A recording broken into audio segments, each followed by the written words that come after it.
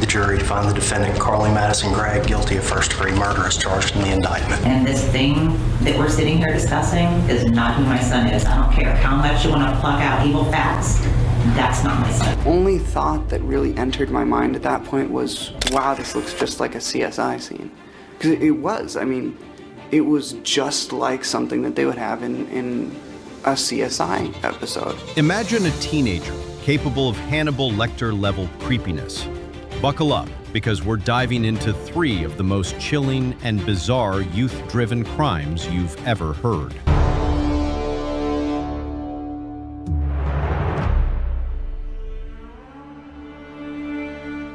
First, picture walking into your kid's room and spotting hidden vape pens, rumors of a head under the bed, then a .357 Magnum. That's exactly what happened when a mother searched 15-year-old Carly Gregg's room for marijuana. Carly burst from her bedroom, grabbed that revolver, and shot her mother dead on the spot.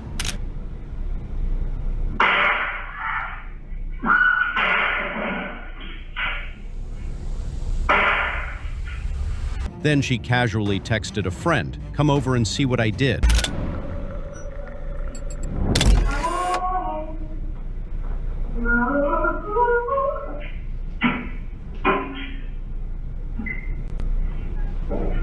Before using her mom's phone to lure her stepdad home, only to fire 3 more rounds into him.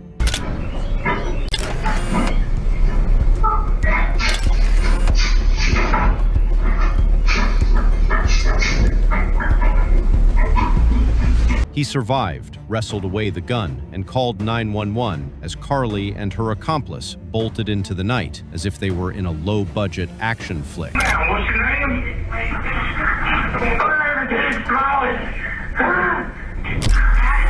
Okay, calm down for me. Give me your name again. Heath Smiley. Heath Smiley? Yes, sir. Okay, just calm down for me. We got everybody headed. What? They killed her mom. She killed her mom? Yeah, that's what I'm screaming about. Where's the mom? When I do this, you got to kill me. Where's the mom? All right, sweetie, look. Let me see. Step out real quick for me. All right. Hey, so what I'm going to do is I'm going to move all around to the front of you, okay? I'm going to move the handcuffs around to the front of you. Okay. All right. All right, so what we're going to do here is we're going to swap your hands, okay? In court, despite her defense's plea that she was mentally ill, Carly's own admission, "I shot 3 in my mom and I've got 3 more for my stepdad," made jurors see a teenager who knew exactly what she was doing. Ladies and gentlemen, you'll hear then that Carly Gregg rides in the car home with her mother from school to their house. When they get inside the house, it's only their 2 dogs, Ashley Smiley and Carly Gregg. Ashley then goes into Carly's room. Ashley finds 4 boxes that contain vape pens. Almost immediately, upon Carly coming inside the house, she walks straight to her parents' bedroom, that she goes straight to her mom's side of the bed and removes a .357 Magnum from under the mattress. She peeks her head around the kitchen to make sure that her mom hasn't come out of her bedroom. We believe the evidence will then show that she walked with that .357 Magnum behind her back, walked in to her own bedroom, and then fired 3 shots into her mother, killing her. I put 3 in my mom, and I got 3 more waiting for my stepdad. You think that sounds like an insane person? Suffering from a mental illness that Carly was not aware on March 19th that she had a mental illness. That Carly's parents, who lived with her, were not aware that Carly was suffering from a mental illness. That Carly's close friends, who saw her at school every day, were not aware that Carly was suffering from a mental illness, because it's hard to look at a person and understand that they have a mental illness. It's hard to look at a person and know that they have a mental illness. While the events on March 19th were tragic, the events on March 19th were not intentional. At first he said he had grazed the neck. Once during the middle of the call, he then stated that his wife was also shot dead on the floor. Hey, where's your wife at, bud? Where's your wife at? She's on the floor in that room!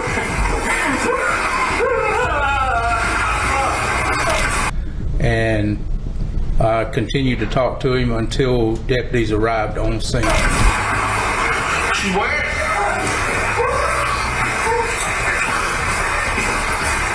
Sheriff's out there!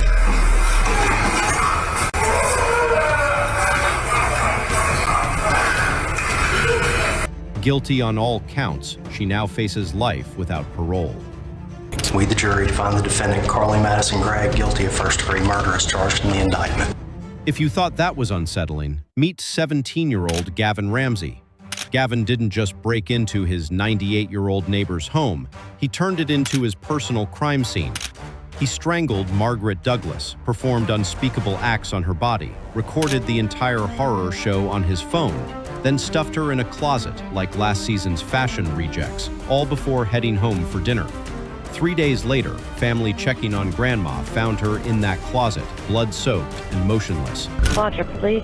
Yes, this is Howard Leisure. My aunt lives on Portage Street. A friend of ours stopped over there yesterday to check on her, and she was nowhere to be found. Okay. He says papers were on the porch for the last 3 days. What's her name? Margaret Douglas. We don't know where she's at. She's 98 years old. Did she live there by herself? She lives there by herself, yeah. And she never locks her house. Confronted by police, Ramsey shrugged off his brutality as the biggest rush I could get. Just the act of him getting the payback, I guess, I don't know, that's, like, it's karma, really. Like, if you're gonna do that, then I'm gonna rob you. Thank you so much. Is there something else you need to tell us? You've already gotten yourself in trouble, so. I know, and I don't know, but the carjacking, it was me, I'm gonna be honest about it. Were you in her house for a little while before you woke her up? I mean, I came up on the porch, and I didn't even know what I was gonna do. And I looked in the window and everything. I don't know, I felt like going into a house. It's like the biggest adrenaline rush I could get. He confessed details of what he did. By the time I even realized what I was doing, it was too late to stop and everything. So when she died, was she on the couch or on the floor? Floor. It was like adrenaline and shock at the same time. So like,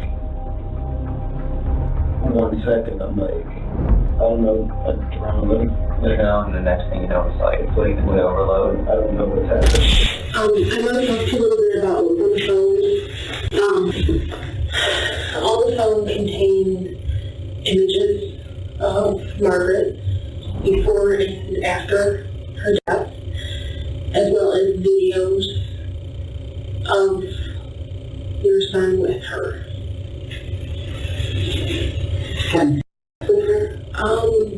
Engaging in acts with her.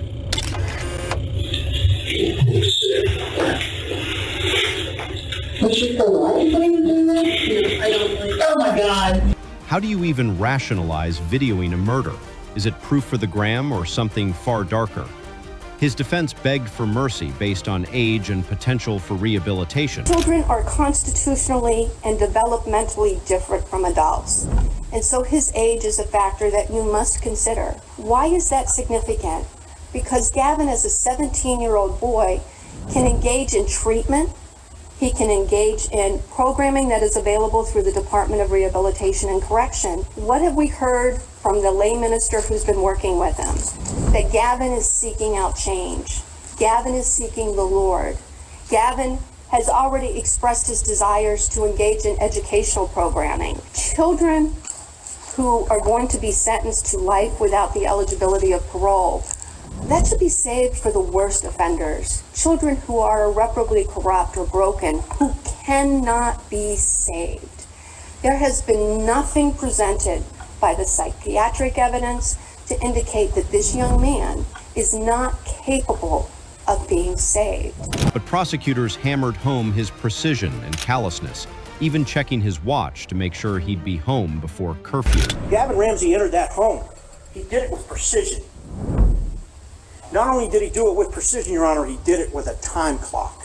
Because even though he stalked her, and even though he murdered her, and he videoed her, and abused her, and disrobed her, and used jelly, and stuffed the body in a closet, and had time to search and ransack the house and find the wallet, he was always mindful of the time, Your Honor. Because by his own statement, he knew he had to be home before his parents woke up. Found guilty of first-degree murder, Ramsey received life without parole. At sentencing, the victim's family, grieving and furious, described Margaret as the neighborhood's heartbeat. I find him to be pathetic and a coward, and someone that preyed on the most vulnerable person that he could find and attack her in her most vulnerable moment.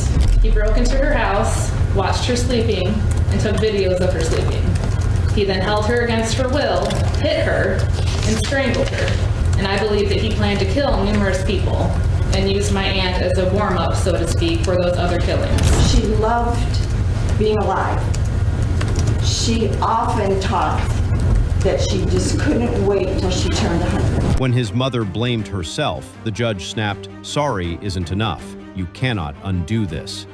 But before we continue, we can tell you enjoy this type of content, so don't forget to subscribe to the channel and give this video a like. Make sure to turn on notifications too, so you never miss a new video. You can't make me believe that my decision wasn't the ultimate cause of all of this. To simply say I'm sorry to a victim's family, that's not enough. You can't undo their heartache. You can't undo our heartache. He's loyal to a fault. He's compassionate. And this thing that we're sitting here discussing is not who my son is. I don't care how much you want to pluck out evil facts. That's not my son. I wrote this down because I knew I wouldn't know what to say on the spot. I don't know how to explain why all this happened. I don't think there really is an explanation to begin with. I think about it all the time. I would take it back in a heartbeat if I could. I feel terrible for what I've done, and I would never do anything like that again. I'm so sorry for what I did. I constantly live in regret and shame because of it. I wish I had the words to express how sorry I really am. Just when you think it can't get worse, enter 19-year-old Christopher Gribble and his 3 unhinged friends. Be considered dangerous, yes. I smile because it's funny that all the people in there have no idea who they're messing with. In 2009, they crawled into a nurse's home in New Hampshire at 2 a.m. with machetes. Kimberly Cates, a devoted mother and wife, a nurse. What followed was an unfiltered burst of violence, hacking a sleeping mother, attacking her 11-year-old daughter, then fleeing to a buddy's house with a built-in alibi plan. Kimberly's scream woke her up, and Christopher went straight for her. The girl survived, whispering, "Help me," into her phone, with the very hand that had been stabbed.